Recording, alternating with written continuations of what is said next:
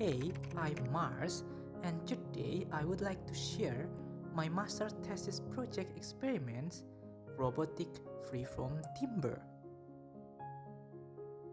The projects of the thesis aim to investigate the potential of manufacturing load-bearing freeform timber.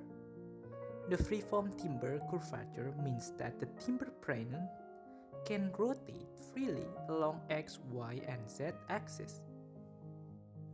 The core of timber experiment lies on knowledge studying of timber material properties, such as the anisotropic timber behavior, the viscoelasticity and hygroscopic behavior, following the engineering wood products taxonomy, and the Meos Tornet, a tall timber building which demonstrates the use of glulam for the main load-bearing system. The experiment consists of timber and material setup, robotic fabrication, and assembling process. The setup phases start with using solid ash timber as a material. The reason is because according to EWP taxonomy, the glulam material made of solid timber. Each laminated timber dimension is 1200 mm times by 50 mm times by 3 mm. The process starts with soaking or steaming each laminated timber, glue with wood adhesive, and then bend by the robot. The tool of bending includes robot bending tool which made of timber and reinforcement from solid timber to resist torsional force when bending the timber. The soaking tool made of used hose and filling with water and laminated timber. This used hose can be rotated so it gives even soaking for the laminated timber. The steam bending is also made of used hose which connect with the kettles.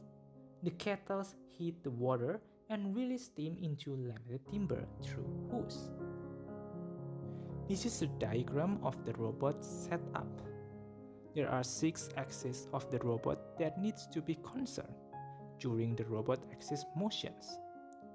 Furthermore, there is one-point bending tool calibration that is used for robot bending inverse kinematics motion. This is the experiment by the robot. The experiment 2 uses 6-axis motion. In this experiment, it used one layer of laminated timber and the laminated timber is soaked in the water.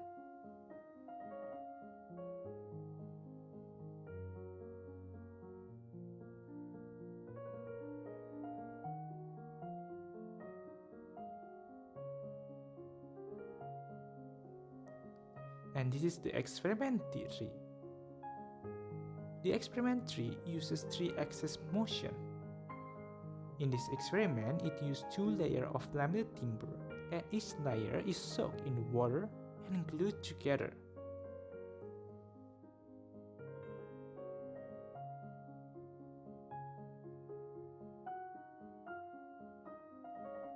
And this is experiment 4, uses the inverse kinematic motion plan, where the reference point of the tool is the bending tool calibration in the middle of the timber bending tool.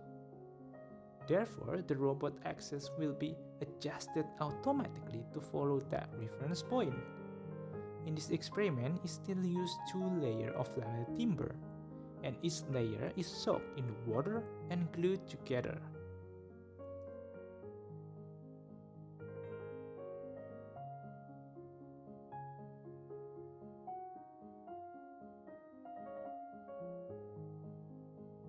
This is the last experiment, experiment 5, which is used both axis and inverse kinematic motion.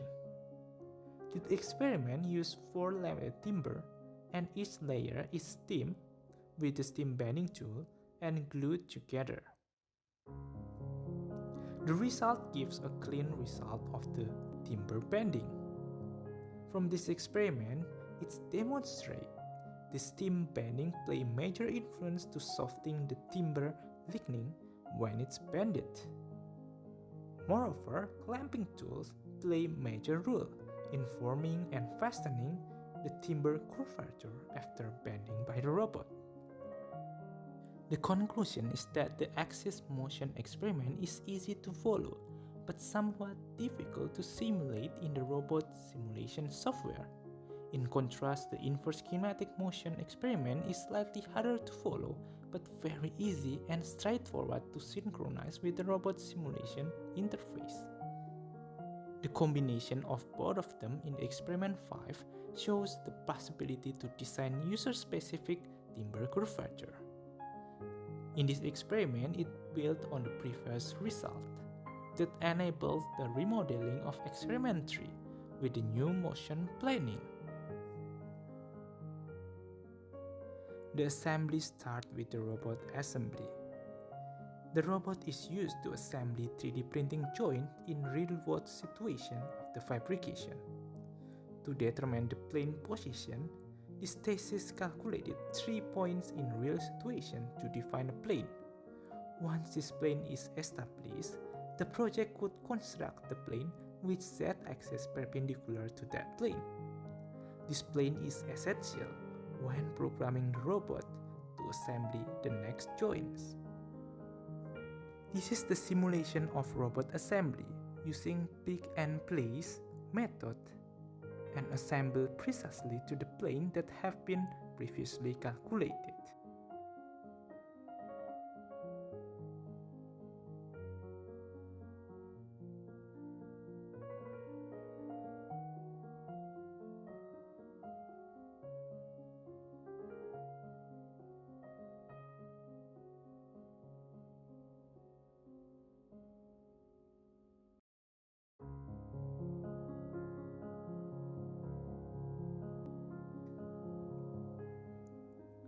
This robot assembly demonstrates precise assembly on non-planar surface. This offers possibility in the construction industry to assembling in the position that are unreachable for the human.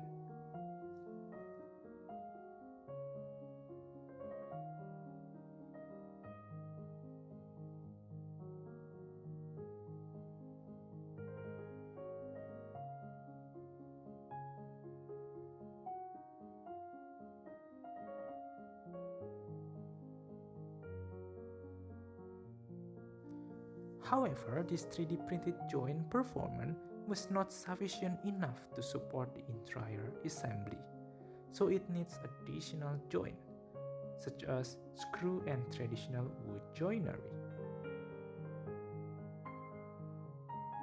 Next is the assembly process of screw and traditional wood joinery. It uses interlocking system and joint support connection to connect between the bent timber.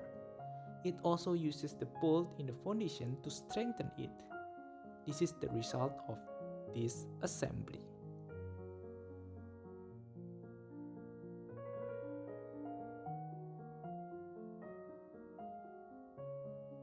Furthermore, this is the application in architecture. This building is designed with previous timber curvature, which is bent by the robot. It uses the glue lump principle and interlocking joints. There have been many discoveries from these processes. First, soaking and steaming is essential for easing timber bending process. Second, increasing the number of laminated timber helps bent timber retain its shapes more effectively. Third, applying even clamping pressure after the robot bending process is essential, as it helps fastening the new form. Fourth, designer can design based on the previous timber bending. Last, by learning from previous robot motion planning experiment, designer can achieve their own design of timber curvature.